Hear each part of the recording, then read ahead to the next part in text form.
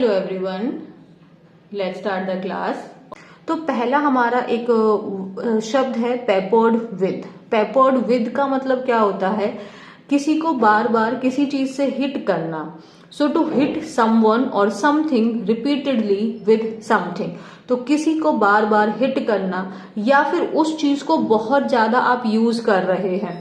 जैसे आपने देखा होगा बहुत लोग होते हैं जो उनका कोई ना एक शब्द होता है जिसको वो बहुत बार बार कॉमनली उसको यूज करते हैं, तो उसको भी हम पेपर्ड विद कह सकते हैं।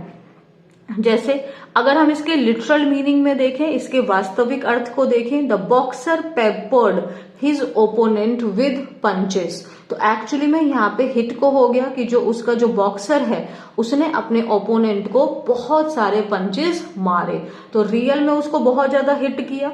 ठीक है। और या फिर आप जैसे अपने जब आप कोई लैंग्वेज है, जब आप कोई सेंटेंस बोलते हैं तो आप कोई शब्द बहुत कॉमनली यूज करते हैं, तो वहां पे भी आप पेपर्ड विद लगा सकते हैं। जैसे कि हर ऐसे was peppered with so many exclamation marks. So मतलब उसके ऐसे में बहुत सारे एक्सक्लेमेशन मार्क्स उसने यूज किए थे।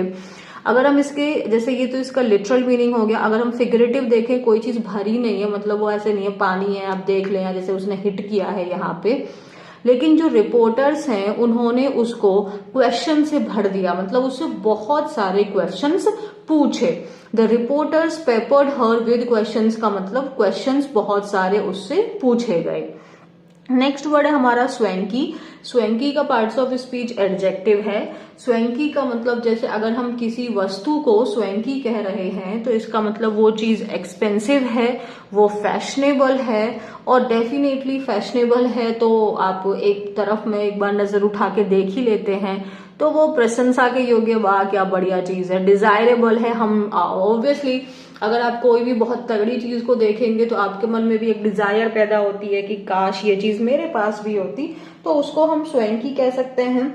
अगर हम किसी पर्सन को स्वेंकी कह रहे हैं तो इसका मतलब वो बोस्टफुल है। बोस्टफुल कौन होते हैं? जो बहुत अपनी डींगे हाँकते हैं, जो बहुत अपनी सेखी बजाते हैं, तो ऐसे लोगों को बोस्टफुल कहते हैं। तो स्वेंकी अगर हम किसी चीज को स्वेंकी कह रहे हैं, that means that thing is very expensive, very fashionable और admirable and desirable as well. Because like अगर आपने कोई बहुत महंगा सा रेस्टोरेंट देखा है तो डिजायर तो होती है ना उसके अंदर में जाने की। तो वो चीज कैसी है? वो फैशनेबल है, स्टाइलिश है। पर्सन है तो बोस्टफुल है वो इंसान। ऑस्टेंटेशियस का मतलब शो ऑफ करने वाला है, और डेफिनेटली लग्जूरियस तो है ही। I don't like his swanky talk means मुझे उसकी जो ये बढ़ा चढ़ाकर ये जो शो ऑफ करने वाली बातें हैं ना, मुझे बिल्कुल भी पसंद नहीं आती हैं। नेक्स्ट वर्ड है हमारा कॉन्ट्राडिक्शन। कॉन्ट्रा का मतलब हो जाता है अगेंस्ट, और डिक्ट का मतलब हमने बात भी किया था, टू स्पीक। और ION बता रहा है इसका पार्ट्स ऑफ स्पीच नाउन। अगर सिर्फ ये कॉन्ट्राडिक्ट होता तो ये वर्ब हो जाता। सो कॉन्ट्राडिक्शन का मतलब हो गया विरोधाभास। आप कह कुछ और रहे हैं, आप कर कुछ और रहे हैं, तो उसको कॉन्ट्राडिक्शन कहते हैं। तो एक ऐसी स्टेटमेंट या कोई ऐसी बात या कोई एक्शन जो ओपोजिट है to a different from another one, मतलब जो आपने पहले बोली थी वो उससे क्या है, वो अलग है, उससे डिफरेंट है, उसके विपरीत है। तो दोनों बातों में क्या हो गया? कॉन्फ्लिक्ट हो गया। मतलब आप कह कुछ और रहे हैं, कर कुछ और रहे हैं, तो दोनों बातें आपस में विरोध कर रही हैं, एक दूसरे के ओपोजिट हैं, उनके बीच में डिफरेंसेस है, डिसएग्रीमेंट है। You are saying something, you doing something, the statement is something else and it is inconsistent. वो कॉन्फ्लिक्ट यहाँ पे 2 बार लिख दिया गया है। So there are so many contradictions in your statement. Suppose जैसे किसी का किस पुलिस ने मतलब स्टेटमेंट लिया और उसने जो बातें बोली थी पहले, दोबारा जब उसका इंटरव्यू किया, उसको दोबारा जब उसकी इन्वेस्टिगेशन हुई तो वो कुछ और बातें बोल रहा था, और उसकी जो बॉडी लैंग्वेज थी वो कुछ और शो कर रही थी, जो एक्शंस थे वो कुछ और शो कर रहे थे। तो इसका मतलब हम क्या कहेंगे कि तुम्हारी चीजों में ना बहुत कॉन्ट्राडिक्शन है, बहुत विरोधाभास है। तुम कह कुछ और रहे हो, कर कुछ और रहे हो, एक्शंस और वर्ड्स आपस में मैच नहीं कर रहे हैं, या सिचुएशंस आपस में मैच नहीं कर रही हैं। किसी ने कहा कि मेरे घर को लूट लिया गया, मेरा सामान चोरी हो गया, तो और आप जब पुलिस वहां जाके देखती है तो हर एक चीज अपने ही पोजीशन पे है, करेक्ट है, तो इसका मतलब उसका स्टेटमेंट और वहां का जो सिचुएशन है वो दोनों आपस में कॉन्ट्राडिक्ट है, ओपोजिट है। ठीक है, नेक्स्ट वर्ड में आपको बिल्कुल कंफ्यूज नहीं होना है, हिस्टोरिक एंड हिस्टोरिकल। ठीक है, दोनों का ही पार्ट्स ऑफ स्पीच एडजेक्टिव है। हिस्टोरिक का मतलब होता है ऐतिहासिक, ऐतिहासिक का मतलब है ऐसा कोई दिन, ऐसी कोई चीज जो बहुत इंपॉर्टेंट है, something, it is not like something that is related to history, मतलब ऐसा नहीं है कि वो पास्ट से संबंधित है। हिस्ट्री मतलब आपको ऐसा लग रहा है कि पास्ट नहीं, आज प्रेजेंट का डे भी हिस्टोरिक हो सकता है। जैसे आप किसी दिन को हिस्टोरिक डे भी बोल सकते हैं और हिस्टोरिकल डे भी बोल सकते हैं। तो अगर आप उसको हिस्टोरिक डे बोल रहे हैं तो इसका मतलब that day is very important. Even आज का दिन हो सकता है जो हिस्टोरिक है। सपोज आपने बहुत बड़ा अचीव कर लिया तो ये आप कह सकते हैं कि this is the historic day, this is the historic event in my life. तो हिस्टोरिक का मतलब होता है something that is very important even for now in present also, and definitely वो चीज ऐसी संभावना है कि अब वो हिस्ट्री में भी एक अपनी इंपॉर्टेंस बना लेगा। जो चीज प्रेजेंट में इंपॉर्टेंट है तो पास्ट में तो इंपॉर्टेंट वो ऑटोमेटिकली बन जाएगा। तो historic is not related to past, it definitely something that happened in present, और डेफिनेटली वो पास्ट में तो जाएगी ही जाएगी। तो आप हिस्टोरिक मतलब वो चीज बहुत इंपॉर्टेंट है, बहुत फेमस है, बहुत सिग्निफिकेंट है, मेमोरेबल है, याद रखने वाले है। ऑब्वियसली मेमोरेबल है तो अनफॉरगेटेबल है, उसको भूल नहीं पाएंगे। जैसे आप सुप्रीम कोर्ट के बोलते हैं ना लैंडमार्क जजमेंट आया है, यानी हिस्टोरिक जजमेंट आया है, तो उसको हम बोलेंगे। सो हिस्टोरिक मतलब जो लैंडमार्क है, जो बहुत इंपॉर्टेंट है, फेमस है, सिग्निफिकेंट है वो चीज। जैसे I feel that this is a historic movement for our country, मुझे ऐसा महसूस हो रहा है कि हमारे देश के लिए ये एक हिस्टोरिक डे है। इसका मतलब बहुत इंपॉर्टेंट है, बहुत सिग्निफिकेंट है और लैंडमार्क की तरह ये हमारे देश के लिए काम करेगा। लेकिन हिस्टोरिकल का मतलब ही हो जाता है कोई भी चीज जो पास्ट से संबंधित है।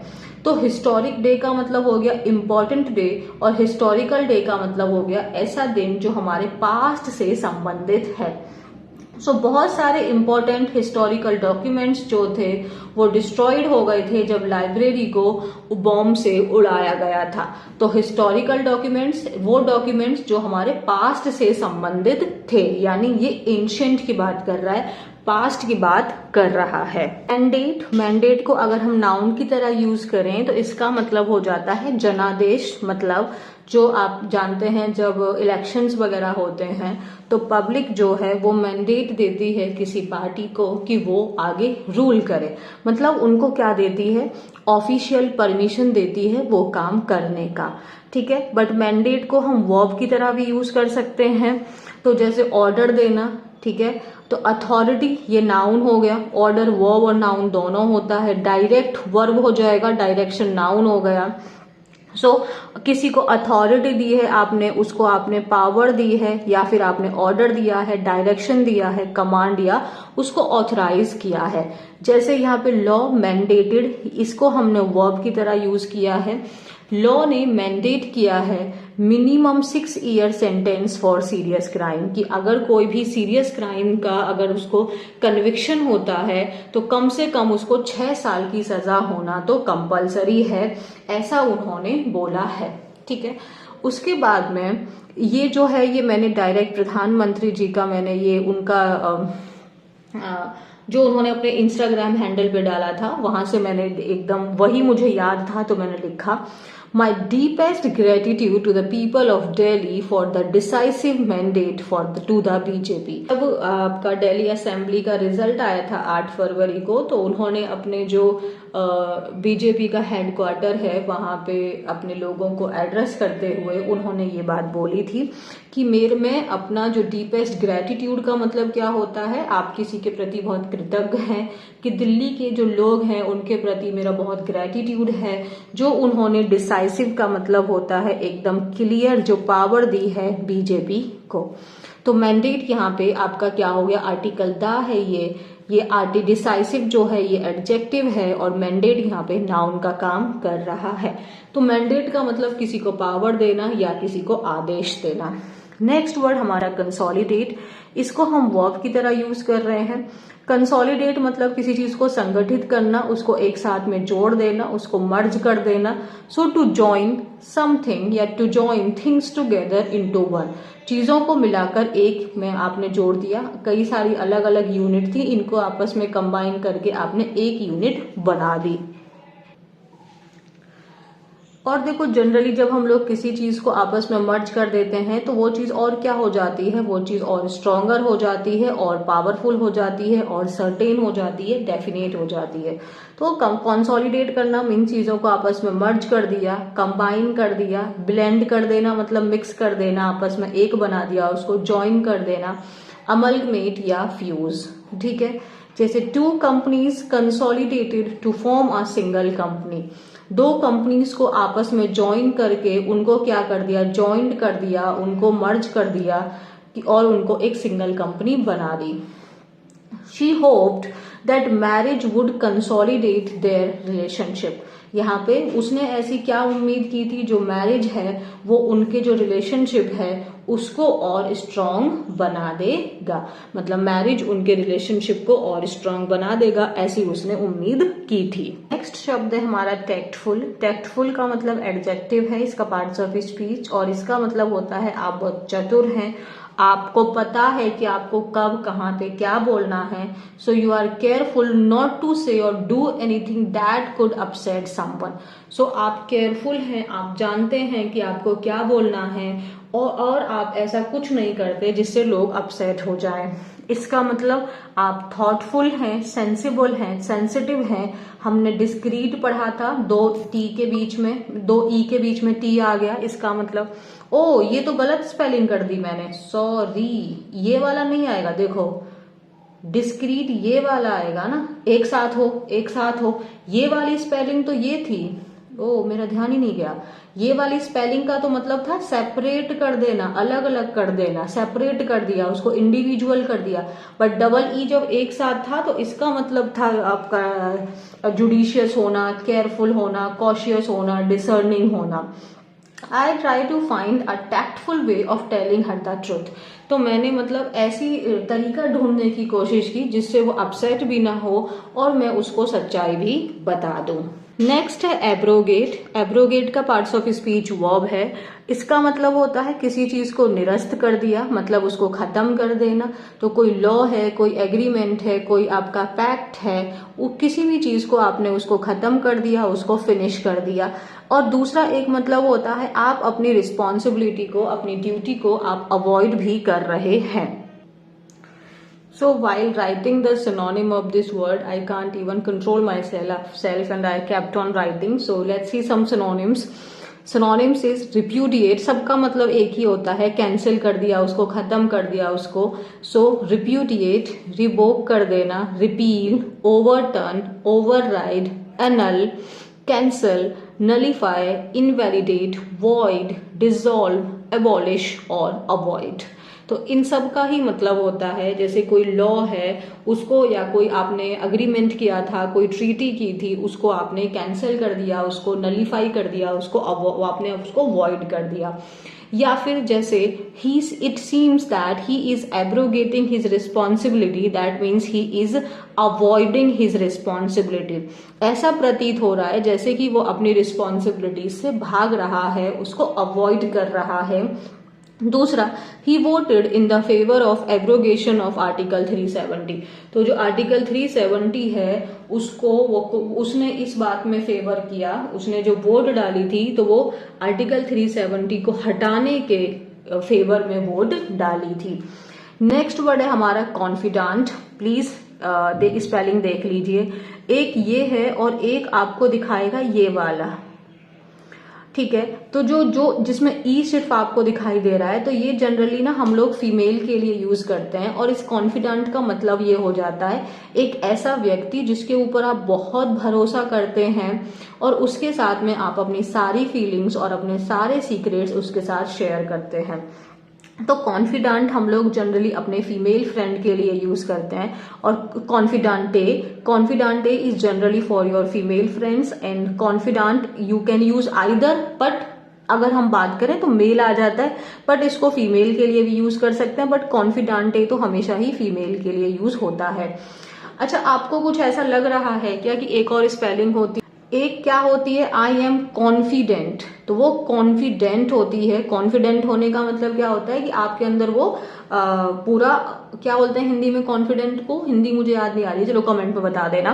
सो कॉन्फिडेंटी का ये जो है ये आपके फीमेल के लिए हो जाता है, कॉन्फिडेंट मेल और फीमेल दोनों के लिए। और इसको हम यूज करते हैं जब आपका कोई बहुत करीबी दोस्त हो जिसके साथ में आप अपनी सारी बातें शेयर कर सकते हैं। एक कॉन्फिडेंट होता है जिससे हमारा नाउन फॉर्म बनता है कॉन्फिडेंस, और कॉन्फिडेंट का मतलब होता है कि आपके अंदर में कॉन्फिडेंट है, मतलब आप मोटिवेटेड है। हिंदी याद नहीं आ रही है, देख लेना एक बार। She isn't just my friend but she is also my confidante, वो सिर्फ मेरी एक दोस्त नहीं है बल्कि वो मेरी कॉन्फिडेंटे है। इसका मतलब वो मेरी बहुत क्लोज फ्रेंड है, उसके साथ में मैं अपनी सारी बातें शेयर करती हूँ। ये एक ईडियम है राइज फ्रॉम या राइज थ्रू द रैंक्स। ये ईडियम का मतलब क्या हो जाता है, जब आप किसी लोअर पोजीशन से आप जब हायर पोजीशन तक पहुंचते हैं तो उसको कहते हैं rise through the ranks. Means to be moved up from low level position in an organization to a higher one. ठीक है, सो सीधी सी बात है, लोअर पोजीशन से हायर पोजीशंस पे जब आप मेहनत करके ओवर द टाइम जब आप पहुंचते हैं तो उसको बोलते हैं राइज फ्रॉम और rise through the rank. She rose through the ranks to become a general और सीईओ ऑफ द कंपनी। तो मतलब मान लो उसने एक क्लर्क, एक नॉर्मल एक पोजीशन पे उसने शुरुआत की थी, बट ओवर द ईयर उसने हार्डवर्क किया और वो कंपनी की सीईओ बन गई। ठीक है, सो नेक्स्ट है हमारा कट वंस टीथ। इसका मतलब ये होता है जब हम किसी, जैसे टीथ जो शुरुआत में बच्चे के आते हैं ना, उसी तरीके से जो हमारे फर्स्ट एक्सपीरियंस हम लेते हैं किसी काम को करने का, उसकी जो हम लोग बेसिक स्किल्स सीखते हैं तो उसको हम लोग कहते हैं to get one's teeth. So how did you get your teeth on work like this, it is just such a hard industry to break into. Get your teeth मतलब तुम्हें कैसे, तुमने इस इंडस्ट्री में अपना पहला ही काम निकाल लिया, कैसे तुमने इस इंडस्ट्री में अपनी पहली जॉब ले ली, क्योंकि ये जो इंडस्ट्री है ये तो बहुत हार्ड है इसमें जॉब पाना। सो अपना पहला एक्सपीरियंस प्राप्त करना, अपना पहला एक्सपीरियंस लेना, and that is to cut one's teeth. Next हमारा फ्रेजल वर्ब होता है write off. Write something off और राइट ऑफ, इसका मतलब हो जाता है कि जैसे अगर हम बैंक की बात करें तो बैंक जो है जो उधार देता है, जो लोन देता है, तो उसको अपने जो बहुत सारे लोन है उसको रिटर्न ऑफ करना पड़ता है, राइट ऑफ करना पड़ता है। मतलब उसको वो डिसाइड करते हैं कि अब ये लोन जो है ये आएगा नहीं, इसको हम एनपीए मान के चलते हैं, अब ये नॉन प्रॉफिटेबल एसेट है हमारा, हमको अब इससे रिटर्न नहीं आएगा, तो उसको वो लोग क्या करते हैं, राइट ऑफ कर देते हैं। यानी ये डिसाइड कर लिया कि अब इससे कोई बेनिफिट नहीं है। सेम ऐसा पर्सन के ऊपर भी लगा सकते हैं। So to decide that a particular person और thing will not be useful, important और सक्सेसफुल। जैसे the bank has written off its many debts, तो बैंक ने जो उसका बहुत सारा डेट है, या जो हम यहाँ पे डेट की बजाय मैं यहाँ पे लोन लिखना प्रीफर करूंगी, कि जो बैंक है उसने अपने बहुत सारे लोन को क्या कर दिया है, रिटर्न ऑफ कर दिया है, उसको एनपीए मान के उसको मान लिया है कि अपनी बैलेंस शीट से हटा दिया जाए। जैसे डोंट राइट हिम ऑफ, मतलब ये मत समझो कि वो खत्म हो गया है, वो चला गया है, वो डेफिनेटली, वो सर्टेनली वापस आएगा, he will certainly bounce back. So this was all about vocabulary. So now let's see article. In the summer of 2011 Anna Hazare एक महाराष्ट्र बेस्ड सोशल एक्टिविस्ट हैं। सो समर 2011 अप्रैल में हुआ था ये, अप्रैल 2011 में अन्ना हजारे जो हैं वो एक महाराष्ट्र के सोशल एक्टिविस्ट हैं। उन्होंने, अन्ना हजारे ने स्टार्ट किया था एक fast unto death protest in the national capital's Ramlila Maidan, seeking a Jan Lokpal bill to fight corruption. तो 2011 में अगर आप लोग अवेयर हैं उस टाइम को लेके, तो आपको याद होगा अन्ना हजारे जी ने एक आपका प्रोटेस्ट शुरू की थी नेशनल कैपिटल के रामलीला मैदान में, और जहां पे वो चीज क्या चाहते थे, सीख मतलब वांट, वो क्या चाहते थे कि एक जन लोकपाल बिल आए करप्शन के खिलाफ। तो थोड़ी सी बात अगर हम जन लोकपाल बिल की बात करें तो ये आपका सेंट्रल लेवल पे हो गया। अब इनका कहना था कि जो आपके ऑफिशियल्स हैं, जो गवर्नमेंट के जो लोग हैं, अगर वही करप्शन कर रहे हैं तो उनके ऊपर में कौन एक्शन लेगा, उनको कौन इन्वेस्टिगेट करेगा। तो उन्होंने कहा एक सेपरेट बॉडी बनाई जाए, जो ये ऑफिशियल्स हैं, अगर इनके ऊपर करप्शन के चार्जेस लगते हैं तो उसको इन्वेस्टिगेशन करने के लिए, उसकी जांच पड़ताल करने के लिए एक नई बॉडी बनाई जाए। तो वो उनका था जन लोकपाल बिल। ठीक है। The movement India against corruption was quick to catch the public आपका imagination, pulling thousands into the sprawling grounds at the heart of Delhi as it grabbed national and international headline। तो जो मूवमेंट था India against corruption का, वो बहुत जल्द ही उसने public की अटेंशन अपनी तरफ खींच ली। जो आपका जो रामलीला मैदान है उसमें पूरी तरफ में फैला हुआ था, और जो मैदान है वो दिल्ली का हार्ट मतलब दिल्ली का दिल है ना। और इसने क्या किया, फिर जो नेशनल और इंटरनेशनल हेडलाइंस है उसको अपनी तरफ में ग्रैब कर लिया, मीन्स अपनी तरफ आकर्षित कर लिया। तो इस लाइन का मतलब पूरे का हुआ कि जो मूवमेंट था वो बहुत जल्दी ही फिर लोगों में क्या हो गई, वो चीज फैल गई, लोगों में इस चीज को लेके बहुत ज्यादा अवेयरनेस हो गई थी। Many thought it was India's movement of revolution। बहुत लोगों ने क्या सोचा कि ये एक इंडिया का वो मूवमेंट है जब एक बहुत बड़ा बदलाव आएगा, एक रेवोल्यूशन आएगा। Then UPA यानी United progressive alliance government was forced to engage with the team Anna to draft a जन लोकपाल बिल। जब उसको इतनी ज्यादा पब्लिक अटेंशन मिली तो जो आपकी उस समय पे जो गवर्नमेंट थी, कांग्रेस गवर्नमेंट, उनको मजबूर होना पड़ा कि वो टीम अन्ना के साथ मिले और वो ड्राफ्ट करें Jan Lokpal bill. But as there demands were not satisfactorily met, Arvind Kejriwal, one of the chief architects of the movement, and others left Mr. Hazare behind and formed a political party on November 26, 2012, the Aam Aadmi Party, Common Man's Party। उसके बाद में जो अरविंद केजरीवाल हैं वो उसके जो movement हुआ था उसके वो एक मेन पर्सन रहे थे, आर्किटेक्ट तो वैसे डिजाइन जो करते हैं, और जो बाकी लोग थे उन्होंने मिस्टर हजारे को तो पीछे छोड़ दिया और खुद एक पॉलिटिकल पार्टी बना ली। और ये पार्टी कब फॉर्म हुई थी, 26 नवंबर 2012, और नाम था आम आदमी पार्टी यानी कॉमन मैन्स पार्टी।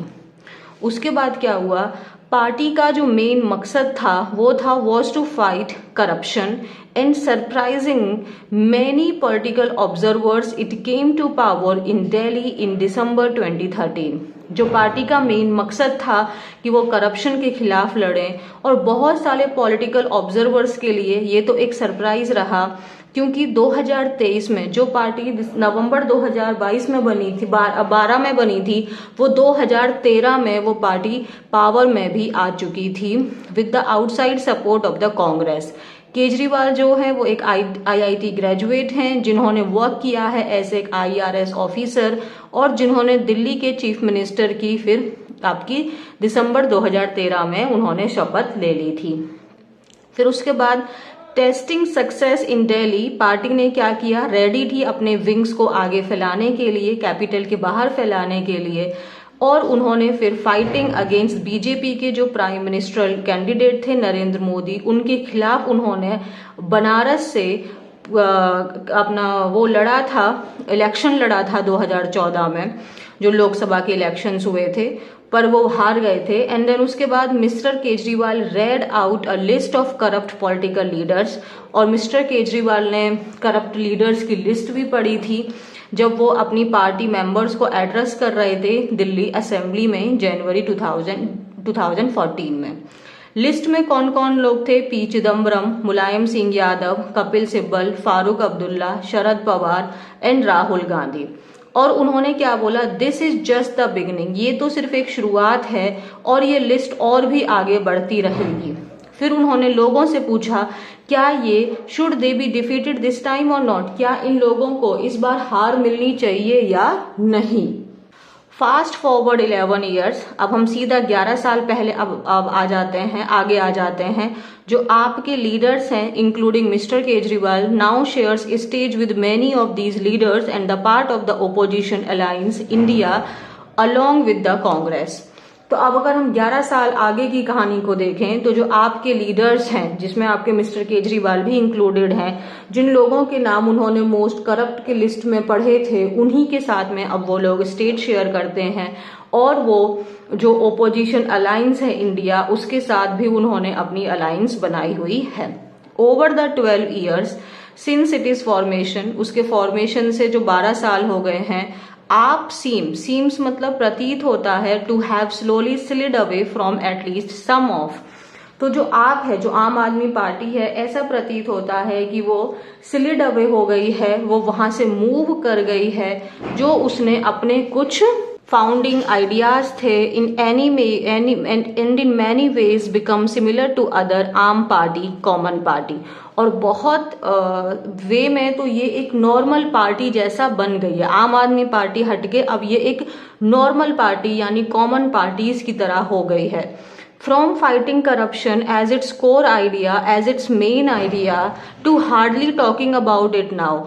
तो इनका जो फॉर्मेशन हुआ था वो करप्शन के खिलाफ हुआ था, और अब ये लोग मुश्किल से ही करप्शन के बारे में बात करते हैं। मिस्टर केजरीवाल जो थे वो दिल्ली मेट्रो में पहले ट्रैवलिंग क्या करते थे, ओल्ड ब्लू वैगनार थी उनके पास में, लेकिन अब स्वयं की एसयूवीज हैं उनके पास, एकदम चमक धमक स्टाइलिश। उन्होंने स्टेटमेंट दिया था कि हम लोग बंगलो नहीं लेंगे, और वहीं पे अब उनकी कंट्रोवर्सी है कि उन्होंने जो गवर्नमेंट बंगलो उनको दिया था चीफ मिनिस्टर रेजिडेंस के लिए, उसको रेनोवेशन करवाने में उन्होंने 30 करोड़ रुपीस तक खर्च कर दिए हैं। तो ये जो चीजें हैं ये उन्हीं की बातों को कॉन्ट्राडिक्ट कर रही हैं। एंड जो लिस्ट है चेंजेस की, कॉन्ट्राडिक्शंस की, वो आगे बढ़ती ही जाएगी, और each one pushing the AAP a little more closer to any other political party. और ये जो हर एक चीज है, ये जो चीजें हैं, ये उनको अब वो जो बाकी कॉमन पॉलिटिकल पार्टीज हैं, उस आप आम आदमी पार्टी को भी वही कॉमन पार्टी में उसने इनकी जो चीजें हैं, इस वजह से इनको अब एक आम आदमी पार्टी की बजाय वही जो नॉर्मल पार्टीज हैं उसी की लिस्ट में इन्वॉल्व कर दिया है।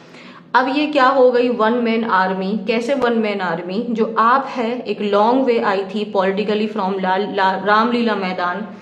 आप सोचिए नवंबर 2012 में एक पार्टी फॉर्म हुई, दिसंबर 2013 में उस पार्टी के जिसने फॉर्म की वो चीफ मिनिस्टर तक बन गए। तो डेफिनेटली एक रामलीला मैदान से वो एक बहुत लंबा सफर तय किया।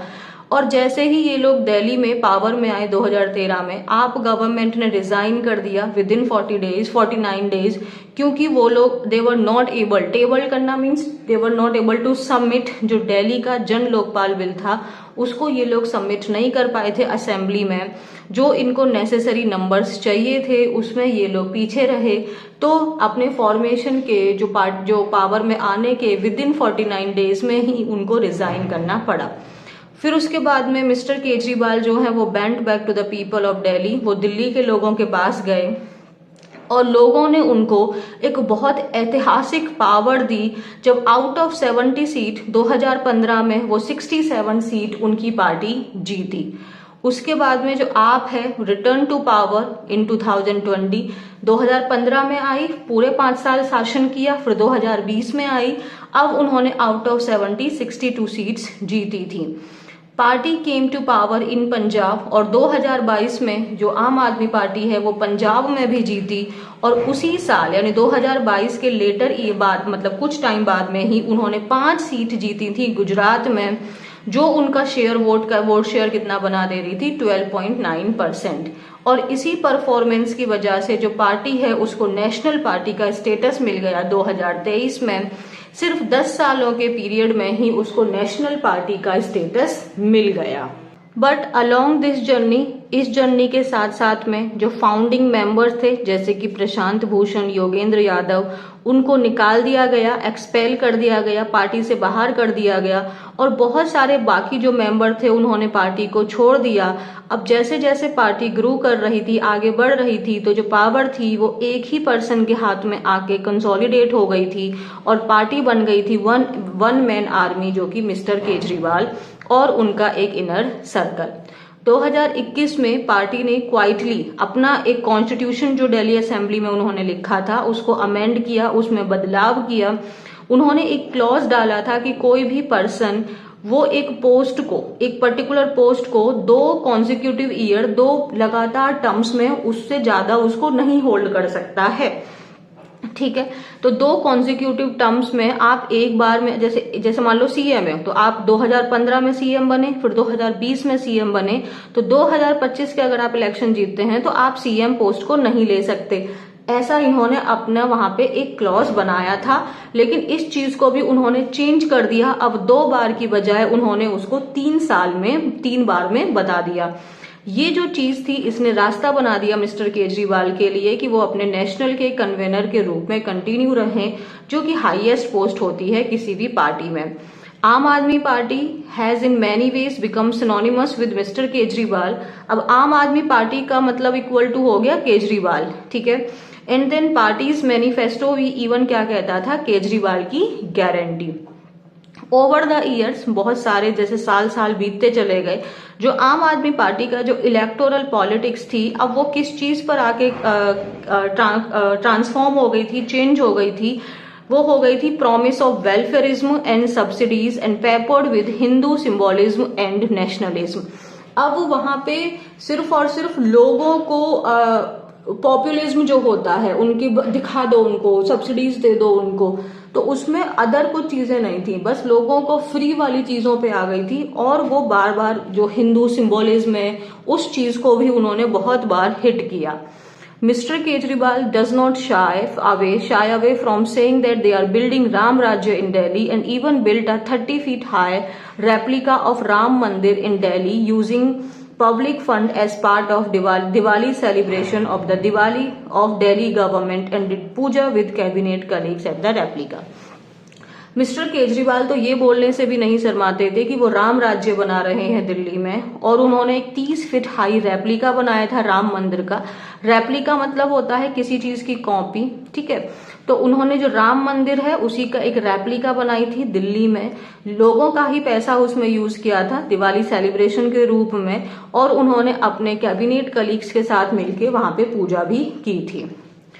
जो NTCAA आया था उसके प्रोटेस्ट के दौरान में जो दिल्ली के शाहीन बाग में हुआ था, मिस्टर केजरीवाल बहुत सावधानी से कि किसी को भी कोई चीज हर्ट ना हो और बहुत सावधानी से वो उससे दूर रहे थे।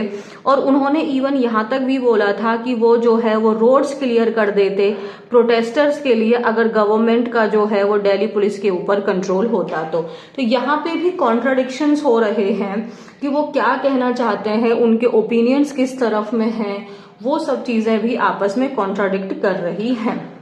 2019 में आप जो है वो दोबारा आपने किस चीज के फेवर में वोट डाला था कि जो आर्टिकल 370 है उसको एब्रोगेट करने के लिए, उसको आर्टिकल 370 को हटा दीजिए, उसको कैंसिल कर दीजिए जो लगाया है, और जो जम्मू एंड कश्मीर के स्टेटहुड को वापस ले रहा है उसको आप कैंसिल करने के लिए उसके फेवर में भी इन्होंने वोट डाला था, ठीक है।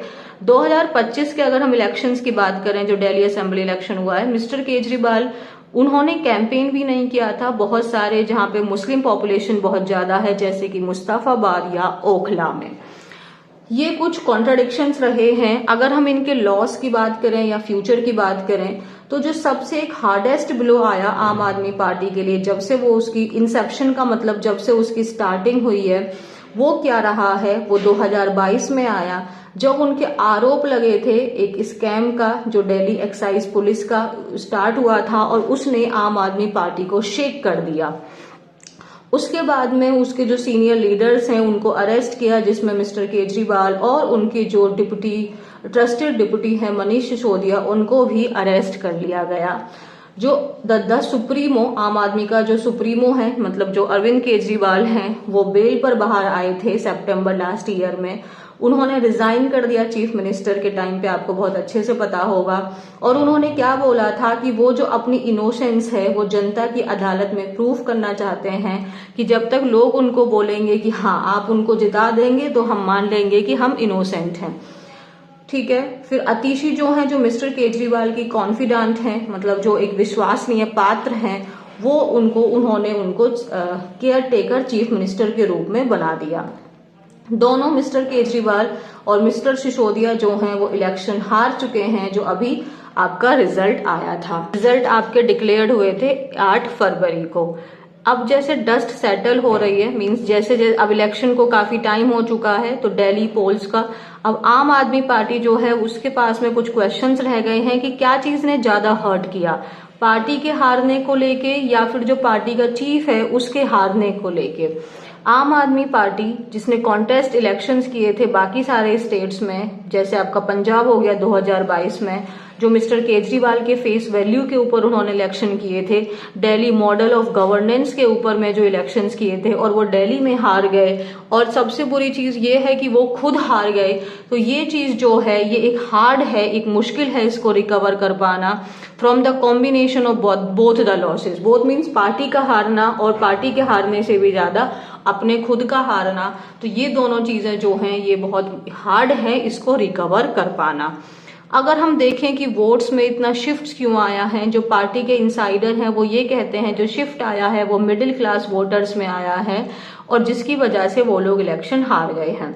बहुत सारे वर्कर्स का तो ये भी कहना है जो डिस्टेंस हो गया था लीडर के बीच में और वर्कर के बीच में has also grown the party group. जैसे जैसे पार्टी बढ़ रही थी वैसे ही जो वहां के मेन लीडर्स हैं और जो वर्कर हैं आम आदमी पार्टी के, उन लोगों के बीच में बहुत डिस्टेंस भी हो गया था और जिस वजह से उन्होंने सिर्फ 70 सीटों में से 22 सीटें जीती हैं दिल्ली में। ये अब तक की सबसे वर्स्ट परफॉर्मेंस रही है जब से आम आदमी पार्टी का फॉर्मेशन हुआ है। एक अनदर क्वेश्चन ये भी है कि क्या जो आम आदमी पार्टी है जो कभी भी विदाउट पावर नहीं रही है दिल्ली में, क्या ये 5 साल या 5 साल से अधिक बिना पावर के सरवाइव कर पाएगी? मतलब जब ये बनी थी उसके बाद लगातार ये जीती है, तो अब ये बड़ा क्वेश्चन है कि अब क्या ये 5 साल या उससे भी अधिक ये लोग बिना इस चीज के, बिना पावर के सरवाइव कर पाएंगे? अनलाइक द लेफ्ट और बीजेपी, लेफ्ट मतलब कांग्रेस हो गई और बीजेपी, उनके विपरीत में जो आपके जहां पर आपके जो लोगों की जो बढ़े हैं थ्रू द रैंक, हमने ईडीएम पढ़ा था अभी, थ्रू द रैंक का मतलब क्या होता है, बहुत लोअर लेवल से वो लोग आगे बढ़े हैं, उनको सालों लग गए हैं, अगर दशक में नहीं भी मानते हैं एमएलएज या एमपीज बनने में, मिनिस्टर बनने में।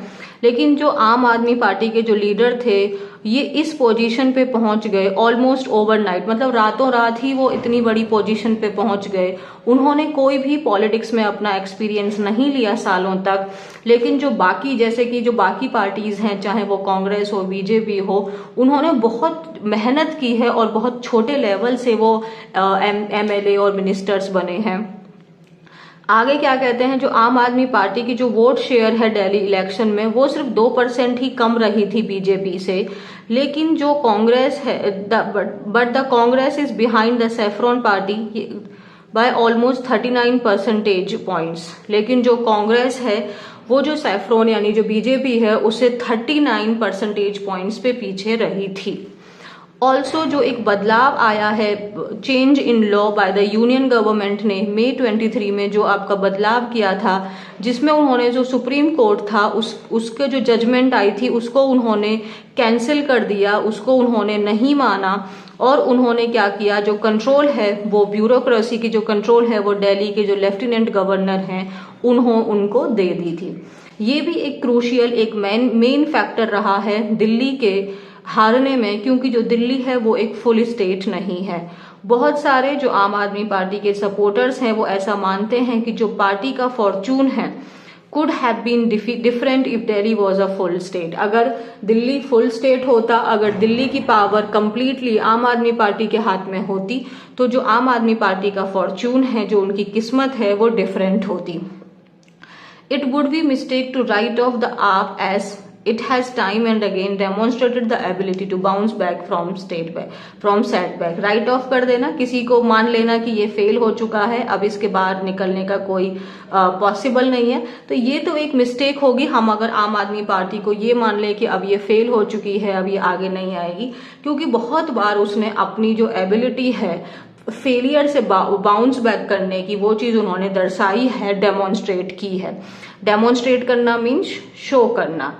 लेकिन what is to be seen is whether the party, having moved away from many of its core ideas, will be able to stand out from other parties, or whether the public will see it as just another political party. लेकिन देखने वाली चीज ये है कि जो party जो अपने ही बहुत सारे मेन आइडियाज हैं उनसे जो हट गई है, जिन बेसिस पे ये बनी थी उन बेसिस पे ही हट गई है, तो क्या ये पार्टी जो है ये स्टैंड आउट कर पाएगी, मतलब बाकी पार्टियों से अलग रह पाएगी, या ये भी बाकी पार्टियों जैसी ही एक कॉमन पार्टी बन के रह जाएगी। सो आज आपने देखा होगा मैंने वर्ड टू वर्ड नहीं रीड किया, क्योंकि ये बहुत सिंपल लैंग्वेज में लिखा हुआ था, तो आपको भी अपनी रीडिंग स्किल्स को इसी तरीके से बढ़ाना है, ठीक है। I hope you like the video. If you like it, please like it, subscribe the channel and share it. Thank you so much.